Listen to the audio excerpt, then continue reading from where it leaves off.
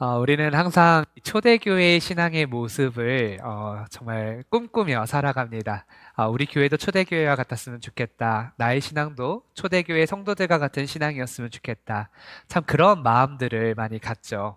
오늘 본문은 이 초대교회 공동체의 모습을 다루고 있습니다. 이들은 어떻게 신앙생활을 하였는가, 또 어떻게 신앙생활을 하였기에 이러한 공동체를 만들 수 있었는가, 그것을 우리가 함께 살펴보면서 우리의 삶에서 이러한 삶을 어떻게 구현해낼 수 있을지 한번 확인해 보고자 합니다. 오늘 본문의 배경을 먼저 살펴보면 우리 성경책을 같이 한번 좀 따라서 보도록 하겠습니다. 우리 사도행전 1장에 보면 소제목이 있어요. 이 소제목이 뭐냐면 성령으로 세례를 받으리라 라고 하는 소제목입니다. 우리 사도행전 1장 8절에 예수님께서 사랑하는 제자들과 또 믿는 자들과 함께 모여 있을 때에 우리가 잘 알고 있는 말씀을 주셨습니다. 오직 성령이 너희에게 임하시면 너희가 권능을 받고 예루살렘과 온 유대와 사마리아와 땅끝까지 이르러 내 증인이 되리라 라고 하는 우리가 너무나 잘 알고 있는 말씀을 주셨어요. 그런데 여기에서 보면 이 증인이 되는 삶의 시작점이 어떠한 것이냐 하면 성령이 너희에게 임하시면이라는 전제가 붙어 있습니다. 바로 성령님께서 임하시면 우리가 증인된 삶을 살 수 있다는 것이죠. 그래서 우리 1장 1절 소제목에 성령으로 세례를 받으리라 라고 하는 소제목처럼 우리에게 성령님이 임하실 때까지는 우리는 하나님의 일을 행하는 데 있어서 좀 부족함이 있다. 하나님의 성령님께서 우리에게 임하셔야 우리는 하나님의 일을 할 수 있다라는 것을 알 수가 있었습니다. 자, 그리고 난 다음에 12절 소제목으로 위에 유다 대신 마띠아를 세우다라고 하는 장면이 나타나요. 이제 성령으로 세례를 받을 것을 기대하는 가운데 12제자 중에 한 사람인 가룟 유다가 자살을 하고 나니까 이 12제자의 숫자를 채우기 위해서 마띠아를 새로운 제자의 수에 이제 합하게 제자의 수로 이제 채우게 됩니다. 그리고 나서 2장 1절 위에 보면 성령이 임하시다라고 하는 소제목이 나옵니다. 오순절 날에 이제 마가의 다락방에 모여 있었던 120명의 문도들에게 성령 하나님께서 임하시는 놀라운 기적의 역사가 나타나게 됩니다. 이렇게 성령 하나님께서 오순절 다락방에 임하게 되자 어떤 일이 발생을 하게 되냐면 6절과 7절을 볼 때 2장 6절과 7절에 이 소리가 나매 큰 무리가 모여 각각 자기의 방언으로 제자들이 말하는 것을 듣고 소동하여 다 놀라 신기하게 여겨 이르되 보라, 이 말하는 사람들이 다 갈릴리 사람이 아니냐? 우리 각 사람이 난 곳 방언으로 듣게 되는 것이 어찌 됨이냐 하면서 지금 성령의 임재 가운데에서 히브리 사람들이 유대인들인데 갈릴리 사람들인데 외국인들이 자신들이 태어난 난 곳 방언, 다시 말하면 외국인들의 모국어, 우리들에게 있어서는 외국어죠. 외국어로 방언을 하는 놀라운 이적들이 나타나게 됩니다. 그 이적들을 듣고 나서 듣고 나서 베드로가 이 오순절 다락방 안에서 이제 모여있는 사람들과 함께 설교를 하게 됩니다. 이 설교를 하게 되는데 이 설교의 결과로 어떤 결과가 나타나느냐? 2장 41절에 보면 그 말을 받은 사람들은 세례를 받음에 이날에 신도의 수가 3,000이나 더하더라 라고 나와요.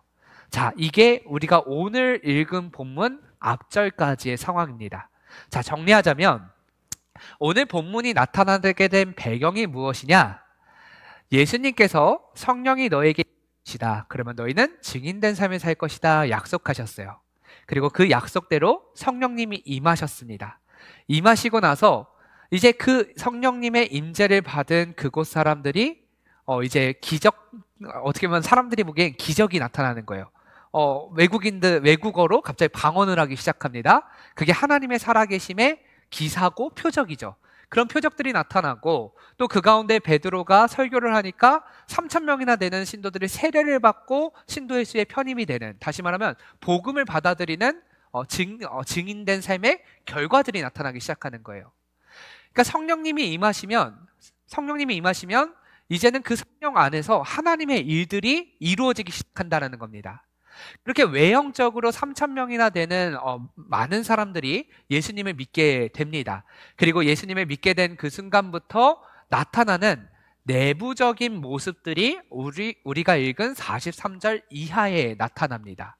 그런데 이 43절 이하의 내부적인 모습들, 이렇게 교회가 확장지고 있는 가운데 교회 내부의 모습들은 어떠한 모습인가 43절 이하에 나오는데요. 그렇다면 이 43절 이하의 내부적인 모습들이 갖추어지게 된 원인이 또 한 가지가 있어요. 우리가 읽진 않았지만 바로 42절의 말씀입니다. 우리 42절의 말씀을 같이 한번 읽어볼까요? 그들이 사도의 가르침을 받아 서로 교제하고 떡을 떼며 오로지 기도하기를 힘쓰니라. 아멘. 자, 성령님이 임하셔서 이제 하나님 나라가 확장됩니다. 3,000명이나 되는 수많은 사람들이 예수님을 믿게 되었어요. 믿게 되자마자 42절의 모습들이 나타나고 이 42절의 모습 때문에 43절의 모습이 이제 초대교회의 모습으로 형성이 되는 거예요. 자, 42절의 모습을 보면 총 4가지의 모습들이 나타납니다. 자, 어떤 모습이냐? 첫 번째는 어떤 모습이냐면 그들이 사도의 가르침을 받았다라고 하는 모습이에요. 자, 여러분, 복음을 들었어요. 3,000명이나 되는 사람들이 복음을 들었습니다. 우리가 이 3,000명 중에 한 사람이라고 생각해 보세요. 자, 내가 이제 복음을 듣고 예수님을 믿게 되고 세례를 받았어요. 자, 그렇게 되면 나타나는 현상이 무엇이냐?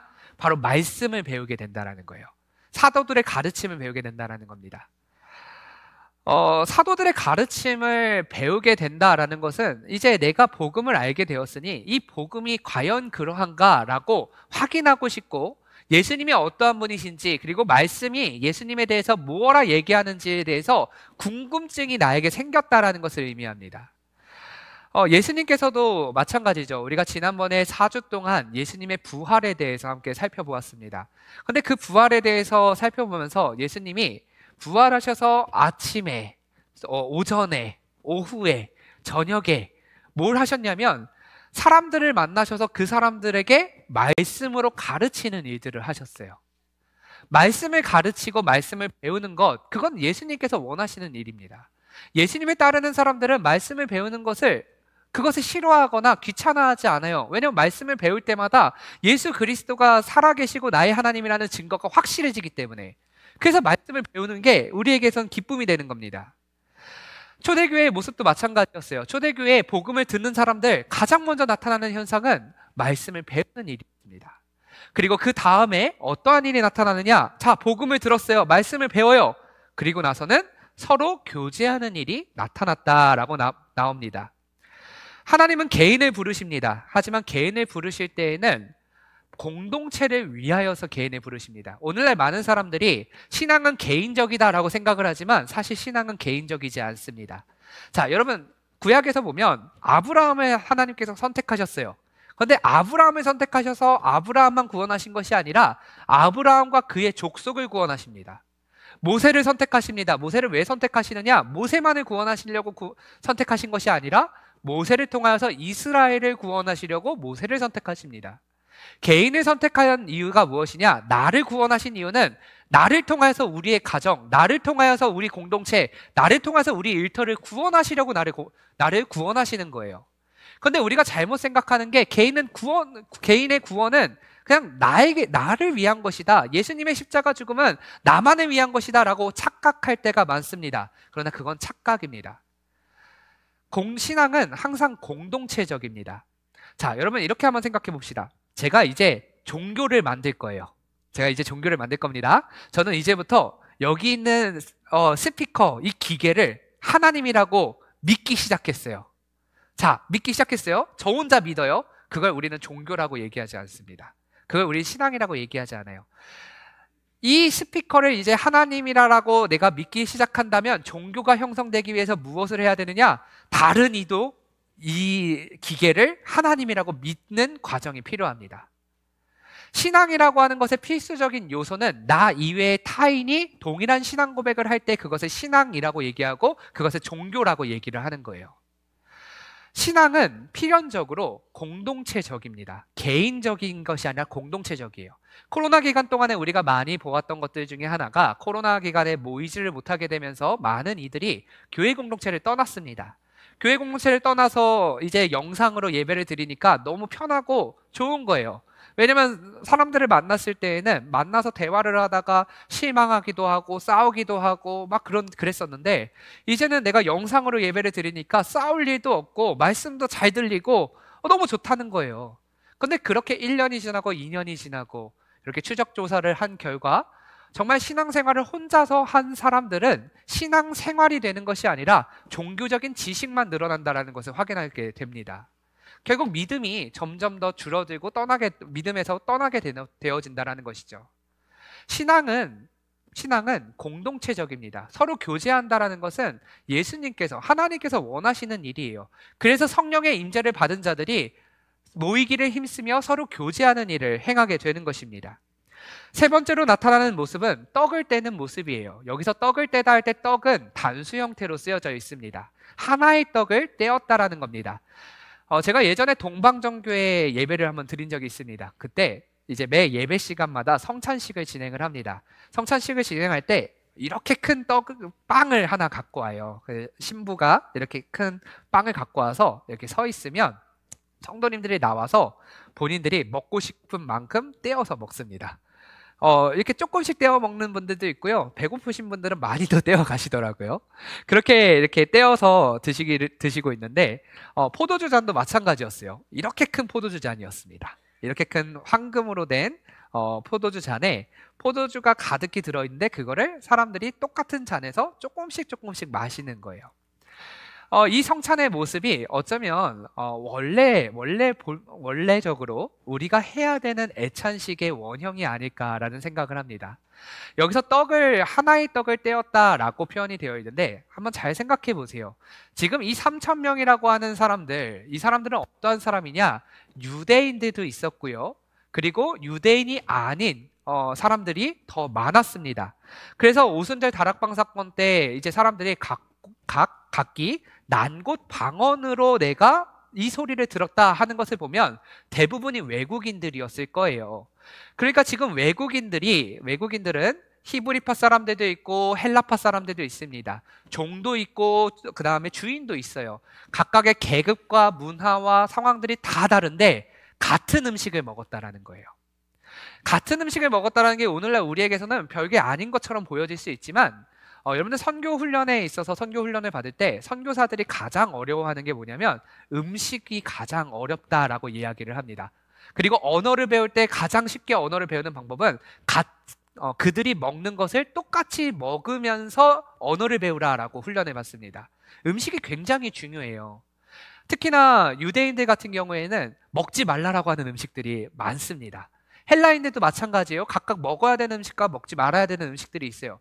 그런데 예수 그리스도의 이름으로 모여있는 한 공동체는 자신이 어떠한 문화권에 속해 있고 어떠한 식습관이 있고 이것을 주장하는 것이 아니라 예수 그리스도 안에서 나의 것을 주장하지 않는 공동체, 그게 바로 한 떡을 떼다라고 하는 것에서부터 비롯된 모습입니다.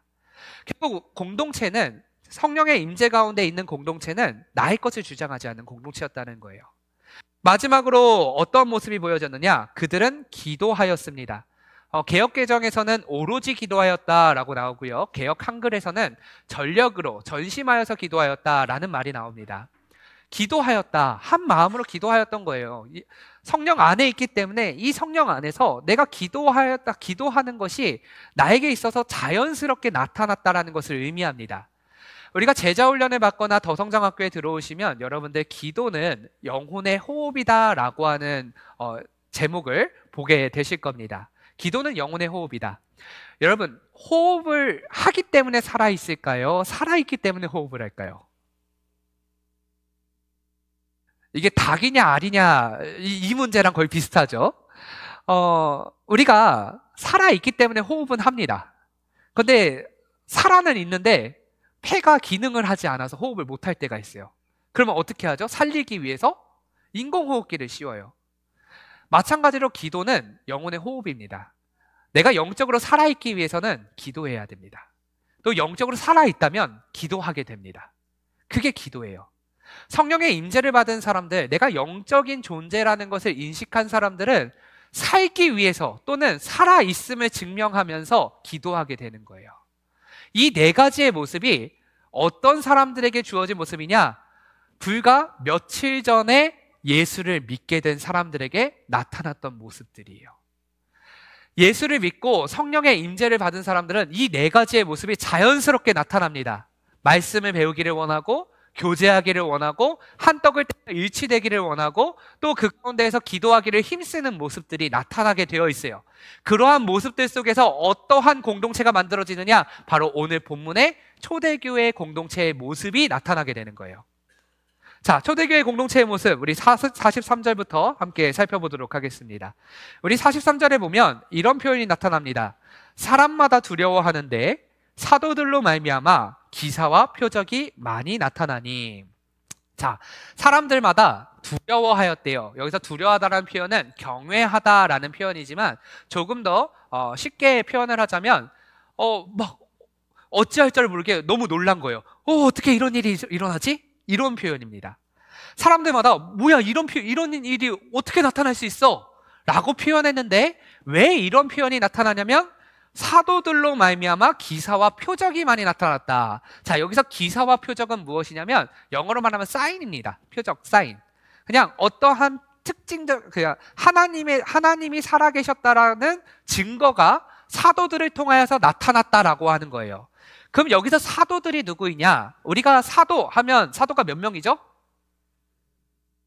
여기서 답이 두 가지로 나뉘었어요. 12명과 13명으로 나뉘었습니다. 자, 우리 앞서서 말씀드렸지만 제자의 수에 한 명이 빠지게 되자 마띠아를 제비 뽑아서 12 제자의 수에 합쳤습니다.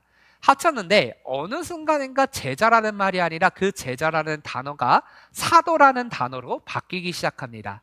그런데 이 사도라고 하는 단어는 헬라어 원문으로 보고 직역을 하면 보냄받은 자, 보내심을 받은 자라는 뜻을 갖고 있습니다. 그렇다면 13번째 사도가 누구냐면 바울이죠.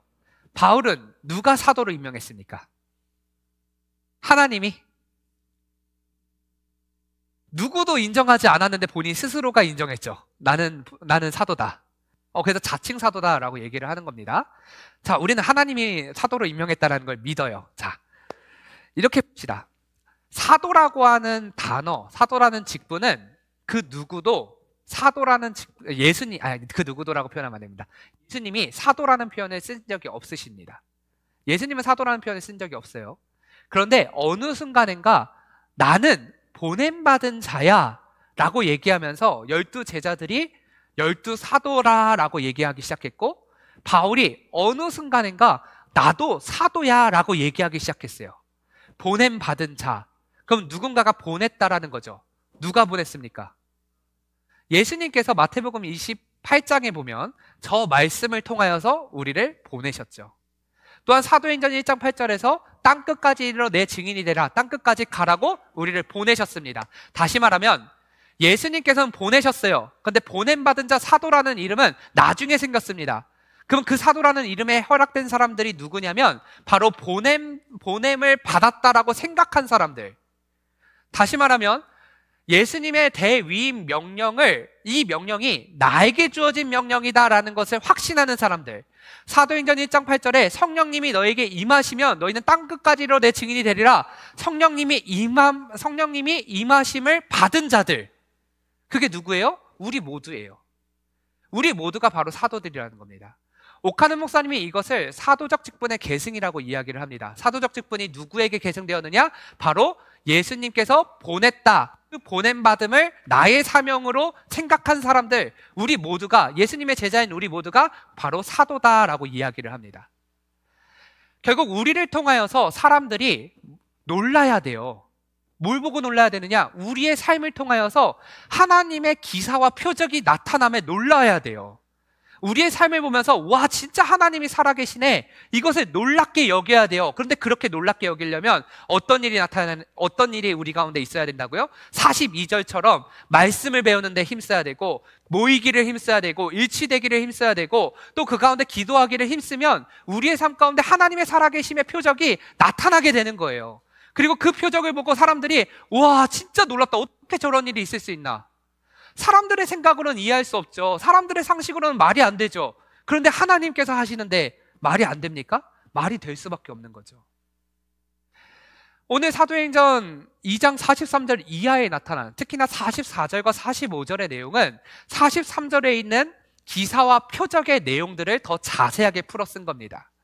우리에게서 나타나야 되는 기사와 표적, 하나님의 살아계심의 증거가 무엇이냐? 44절과 45절을 보겠습니다.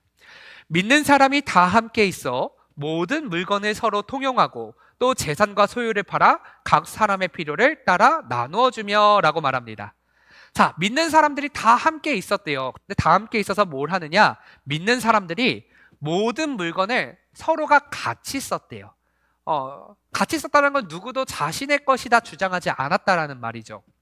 이어서 재산과 소유를 팔아서 각 사람의 필요를 따라 나누어 주었대요. 자, 여러분, 제가 여기서 이렇게 한번 선포해 보겠습니다. 우리 초대교회의 모습으로 돌아갑시다. 이제 갖고 있는 모든 것을 팔아서 우리 서로가 다 나눠 가집시다. 자, 이렇게 지금 말씀대로 한번 해봅시다. 아멘 소리 한 명도 안 하시잖아요. 그렇죠? 왜 아멘 소리 안 하세요? 아직 나의 믿음이 그 정도 아니어서. 우리들 머릿속에서 무슨 생각을 하냐면 이 초대교회의 모습이 어떻게 이럴 수 있지?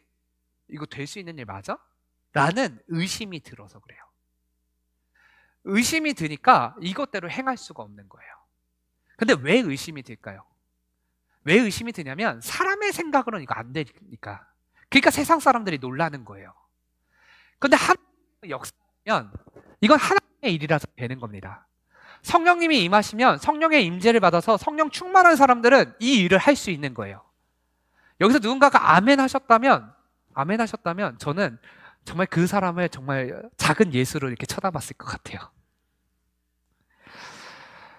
근데 이 44절과 45절을 우리가 생각하기에 이거는 할 수 없는 일인데? 라고 생각하죠. 근데 이거를 실현하려고 했었던 사람이 있습니다. 그 사람이 누구냐면 위대한 학자 마르크스예요. 마르크스는 목사의 아들이었습니다. 그리고 유대인이었어요. 말씀을 잘 알았습니다. 저는 이 44절과 45절을 보고 딱 보자마자 이거 공산주의네?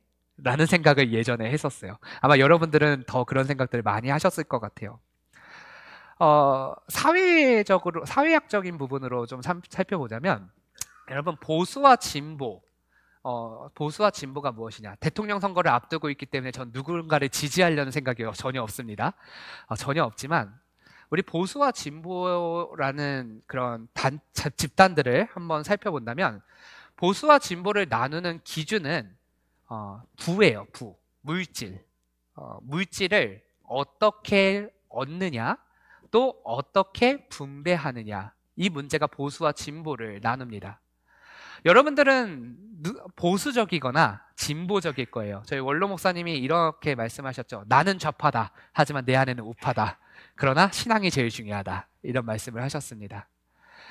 우리 모두는 아마 진보와 보수 어느 한 집단에 속해 있으실 겁니다.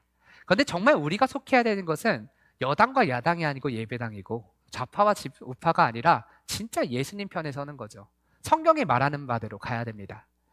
성경이 말하는 바가 바로 오늘 본문에 나타난 말씀이에요. 44절과 45절의 말씀이에요. 그런데 잘 보세요. 보수와 진보는 어떻게 부에 대해서 생각하냐면 보수는요, 마치 평평한 운동장에서 축구 게임을 하는 것과 같습니다. 축구를 잘하고 팀워크를 잘 이루고 전략 전술을 잘 짜면 더 많은 골을 넣겠죠. 개인이 더 많이 노력하고 더 많은 능력을 갖고 있고 더 많은 시간을 일하는 데 사용하면 그러면 물질은 오게 되어 있어. 그게 보수의 생각입니다. 그렇기 때문에 분배에 있어서 어떠한 생각을 하냐면 가난한 자들은 그들이 노력하지 않아서 그래. 내가 그걸 나누어 주는 건 그거는 나의 선의야 라고 생각해요. 그래서 욕먹지 않을 정도로만 나눠주면 됩니다. 근데 진보는 어떻게 생각하냐면요, 이 평평한 운동장이라는 건 있을 수 없다라고 생각해요. 갈등론이라고 표현을 하죠. 기울어진 운동장에서 축구 경기를 하는 것과 같다. 저들은 부모님 그가 일종의 금수저 물고 태어났기 때문에 더 잘 벌 수 있는 거야. 우리는 가진 것이 원래 없었기 때문에 아무리 노력해도 그걸 이룰 수가 없어. 기울어진 운동장에서 축구 경기를 하는데 우리가 어떻게 이길 수 있겠어? 그래서 이 평등을 이루기 위해서는 어떻게 해야 되느냐? 가진 자들에게 세금을 많이 물려서 그 세금으로 가난한 자들에게 나눠줘야 돼. 사회가 불평등하니 평등한 사회를 만들기 위해서 법제적으로, 제도적으로 이걸 뜯어 고쳐야 돼. 그게 이제 진보의 입장입니다. 근데 성경은 그렇게 얘기하지 않아요. 우리가 잠언 18장 19장을 이제 새벽 예배 때 계속해서 말씀을 나누고 있는데, 잠언 18장과 19장을 보면 가난한 자와 부유한 자들에 대해서 대조적으로 이야기를 합니다. 근데 가난한 자들은 왜 가난하느냐? 하나님을 경외하지 않기 때문에 가난해졌고, 부유한 자들은 왜 부유하느냐? 하나님을 경외하기 때문에 부유해져요. 이게 우리들의 생각에서 이게 뭔 말이야 싶죠? 그것은 우리가 보수나 진보 중 한쪽에 이미 속해 있기 때문입니다. 성경이 이야기하는 부는요, 하나님께서 주시는 거예요. 내가 아무리 능력이 많아도 하나님이 주시지 않으면 나는 얻을 수가 없는 거예요. 내가 아무리 기울어진 운동장 저 끄트머리에 있다 할지라도 하나님이 주시면 나는 부유해질 수 있는 거예요. 부는 하나님께 달린 겁니다. 그래서 나에게 있는 부는 하나님의 것이지 나의 것이 아닌 거예요. 자, 그런데 그럼 분배에 대해서는 이렇게 생각하면 됩니다. 보수는 선이에요. 내가 욕먹지 않을 정도로 나눠주면 돼요. 그런데 진보는 뭐라고 얘기하죠? 제도적으로 가진 것을 어느 정도 이제 일정 부분 이렇게 사회의 그 제도권 안에 납부해서 그것을 뿌려서 보편적인 복지가 가능하도록 만듭니다. 근데 성경이 이야기하는 복지는 어떠한 거냐면, 분배는 어떤 거냐면, 부유한 사람들은 나에게 주어진 것은 하나님이 주신 축복이에요. 그런데 부유하기 위해서는 뭘 해야 되느냐? 잠언에 보면 내가 하나님의 말씀을 지켜 행함으로 부유해지는 겁니다. 그렇기 때문에 이 부유한 물질을 가난한 자들에게, 이 고아와 과부와 가난한 자들에게 나누어 주라라고 얘기하죠. 나누어 줄 때는 이것을 부를 나누어 준다, 내 것을 나누어 준다가 아니라 하나님께서 나에게 주신 것을 나누어 줌으로써 그들이 하나님의 계명을 잘 지켜 행할 수 있도록 하는 거예요. 그래서 보수와 진보의 공통적인 특징이 뭔지 아십니까? 나 중심적이에요. 사람 중심적입니다. 내가 능력이 많거나 나의 환경이 불우하거나. 그런데 이 성경적인 관점에서는 이거는 하나님 중심적이에요. 하나님이 주신 것이고 하나님의 목적을 이루기 위해서 이것을 사용해야 되는 겁니다. 성경의 44절과 45절에 나타난 초대교회의 모습이 보수적으로 보거나 진보적으로 보면 말이 안 되는 얘기예요. 어떻게 그럴 수 있습니까? 왜냐하면 사람은 그럴 수 없는 존재니까. 그런데 성경적으로 보면 가능해요. 44절을 볼까요? 모든 물건을 서로 통용하였다. 내 물건이 아니니까 가능해요. 하나님 거니까 가능한 겁니다. 자, 45절에 볼까요? 각 사람의 필요를 따라 나누어 주었대요. 자, 각 사람의 필요를 따라 나누어 줬다. 여러분, 이제부터 여러분들에게 보편적인 복지를 실행을 해보겠습니다. 자, 제가 이 아이패드가 있어요. 100만 원짜리예요. 이거 필요하신 분? 저밖에 상아야, 필요하구나. 진짜 필요할까요? 상아가? 아마 여러분들 손 들고 싶지만 목사님 이거 하나밖에 없는 건데 이거 혹시 주시면 어떡하나, 이런 마음에 손 못 드셨을 거예요. 여기서 필요는 내 욕망이 들어가면은 절대 필요에 따라 못 나눠줍니다. 각자의 욕망이 있으면. 필요에 따라 나눠줄 수 있었던 이유는 진짜 이 사람에게 필요한 게 무엇인지를 아는 지혜가 있었기 때문이에요.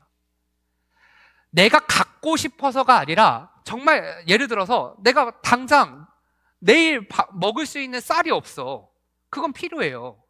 근데 내가 쌀이 한 달치 남아있어. 그런데 쌀을 준대. 그럼 쌀 받으시겠습니까? 안 받으시겠습니까? 받겠죠. 필요의 정도가 다 다르잖아요. 예전에 10여 년 전에 이제 서울시에서 무상급식 논란이 있었습니다. 모든 아이들에게 똑같이 무상으로 급식을 줘야 되느냐, 아니면 선택적으로 돈 많은 집 가정들은 안 줘도 되고 돈 없는 집 가족들에게만 무상급식을 시행하느냐, 이 문제 갖다가 이제 보수와 진보가 붙었어요. 결국에는 이제 보수 측이 이제 시장직을 물러나는 상황이 발생을 했죠. 그런데 여러분, 그래서 정말 그 결과가 샬롬입니까? 정말 그 결과, 정말 사회 구조적인 문제 가운데 어린이들의 복지 수준이 좋아졌고, 정말 무상급식을 해서 혹은 무상급식을 안 해서 정말 사회가 정말 엄청난 혼란에 빠지거나 엄청난 축복을 받았습니까? 아니에요. 보수와 진보의 생각으로는 결국 반으로 쪽쪽해서 너네들은 잘못됐고 우리는 옳아. 그 싸움만 계속될 뿐이에요. 성경적인 의미로 가야 돼요. 성경적인 복지로 가야 되고 성경적인 재물관으로 가야 돼요. 그러면 각 사람의 필요를 따라 나눠지는 일들이 나타나게 되는 거예요. 우리가 지금도 이 초대교회 공동체를 이룰 수 없는 이야기라고 생각하시는 이유는 우리는 여전히 하나님께서 하시는 것이 아니라 내가 이루어가야 될 공동체로 봐서 그렇습니다. 그게 아니에요. 성령 하나님이 임하시면 말씀을 통해서 우리에게 깨닫게 하셔서 이 일이 가능하게 만들어지는 겁니다. 사랑하는 여러분, 우리가 초대교회의 모습을 닮아가야 된다, 닮아가야 된다 얘기합니다. 어떻게 닮아갈 수 있느냐? 여러분, 정말 성령님의 임재 안에서 말씀 배우고 교제하며 하나됨을 이루고 기도하기를 힘쓰십시오. 그러면 이 모습 자연스럽게 우리 가운데 나타나게 되는 겁니다. 하나님 2000년 전에도 살아계시고 지금도 살아계신 분이세요. 2000년 전에 계신 하나님이 오늘날 우리 하나님과 다른 하나님입니까? 같은 하나님이에요. 그렇다면 그때 초대교회의 모습 우리도 만들어낼 수 있어요. 성령 하나님께서 하실 거니까 그것을 믿으시기를 바랍니다. 이들은 이렇게 초대교회의 모습들을 이루어냈습니다. 사람들은 놀라워했어요. 어떻게 이러한 일이 있을 수 있는가?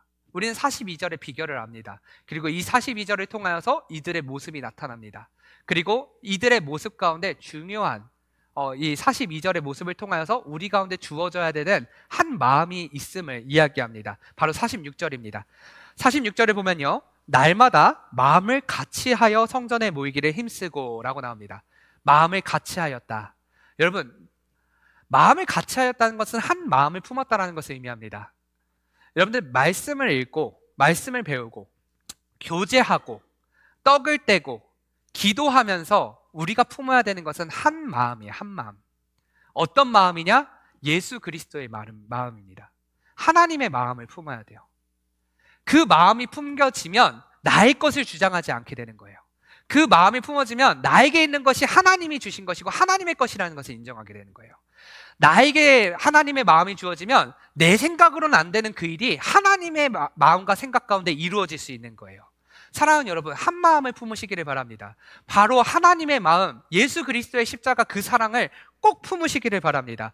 그게 바로 초대교회의 모습이라는 것입니다. 우리가 초대교회의 모습을 보고 충격을 받습니다. 어떻게 저렇게 살 수 있을까? 어떻게 저런 공동체의 모습이 나타날 수 있을까? 우리는 어떻게 저 공동체의 모습을 구현해낼 수 있을까? 우리 주님께서는 이미 말씀하여 주셨습니다. 우리가 초대교회의 모습을 보고 충격을 받듯이 세상이 우리를 향하여서도 그런 충격을 받아야 돼요. 세상이 우리 한우리 교회를 보고 와, 세상에 어떻게 저런 공동체가 있을 수 있을까? 그런 마음을 가져야 됩니다. 이게 바로 성경에 나타난 마음이잖아요. 46절, 47절에 보면 하나님을 찬미하며 또 온 백성에게 칭송을 받으니 주께서 구원받는 사람을 날마다 더하게 하시니라.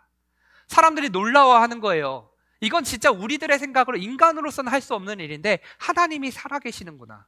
저 공동체에 함께하고 계시는구나. 내가 이룰 수 없고 내가 상상할 수 없는 일들이 이루어지는구나. 진짜 하나님 살아계시네. 그러면서 주께로 오게 되는 역사가 일어나는 겁니다. 우리 한우리 교회에서 아무리 전도 많이 한다고 해서 복음이 전해집니까? 아니에요. 전도 많이 하면 복음 전해지는 건 맞겠죠. 하지만 여러분, 복음이 전해지는 데 있어서 가장 강력한 힘은 어디에서 나오냐면 나의 삶과 공동체의 모습에서 나오는 거예요.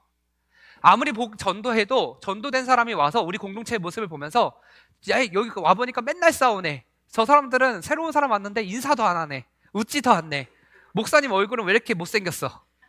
이러면 그 사람들이 정말 복음을 배우고 복음 안에 젖어들 수 있을까요? 아니에요. 인도는 할 수 있지만 전도는 할 수 없어요. 진짜 복음이 그들의 심령 가운데 새겨지기 위해서는 나의 삶과 우리 공동체의 모습이 초대교회와 같이 와, 어떻게 이 시대에 이런 일들이 일어날 수 있는가 놀라워하는 일들이 나타나야 됩니다. 초대교회와 똑같은 모습으로 가야 된다는 게 아니에요. 하나님의 마음, 예수 그리스도의 사랑의 심정을 우리가 다 같이 품으면 그 모습은 시대별로 다를 수는 있어요. 하지만 시대별로 달라지지 않은 것들이 있다면 와, 어떻게 교회가 저렇게 될 수가 있을까? 여러분, 전도하다 보면 전도하시는 분들은 아실 거예요. 사람들이 대부분 복음 안 듣고 그냥 지나갑니다. 왜 그냥 지나가는지 아세요? 한 사람 한 사람 만나서 이야기를 해보면 이런 표현을 씁니다. 내가 예전에 교회 다녔는데 교회에서 맨날 싸우더라. 교회 다녔는데 내가 누구 때문에 상처받아가지고 이제 교회 안 다니기로 했어요. 다들 공동체 안에서 정말 예수 그리스도의 그 사랑이 실현되지 않으니까 이건 말만 교회지 교회가 아니네, 세상보다 더하네, 이러면서 복음을 듣지 않는 거예요. 여러분, 우리가 정말 바라는 것이 있다면 하나님 나라의 확장입니다. 나를 구원하신 이유도 우리 가정과 우리 공동체와 우리 지역사회를 변화시키라고 우리를 구원하셨어요. 모세를 부르셨듯이 나를 부르셔서 이스라엘을 구원하신 것처럼 우리 한민족 구원하라고 나를 부르신 거예요. 그런데 우리들은 뭘 하고 있습니까?